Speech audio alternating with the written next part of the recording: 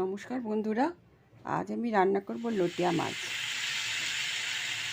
প্রথমে আদা, পেঁয়াজ, রসুন, জিরে গুঁড়ো, ধনে গুঁড়ো, হলুদ গুঁড়ো, কাঁচা লঙ্কা বাটা সব তেল দিয়ে সাদা জিরে ফোড়ন দিয়ে মশলাটা কষিয়ে নিচ্ছি।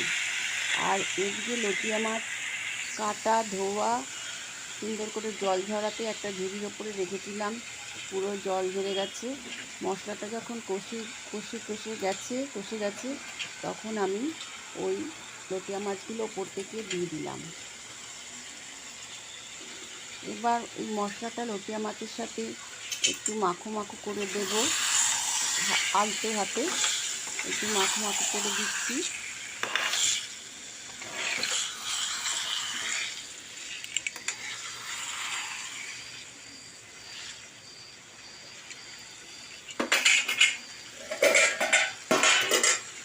লটিয়া মাছ বা যে কোনো জিনিস অনেক রকমভাবেই রান্না করা যায়।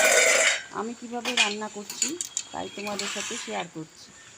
একটু দুধ দিয়ে দিলাম, দুধ দিয়ে এবার এই লটিয়া মাছটা ভাপা হবে।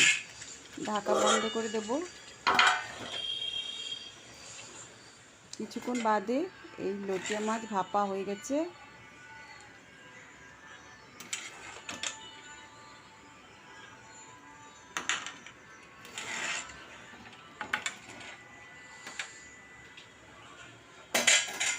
ঢাকা খুলে দেখে নিলাম, দেখো কেমন হয়েছে, কমেন্টে জানিও। Tata, bye bye.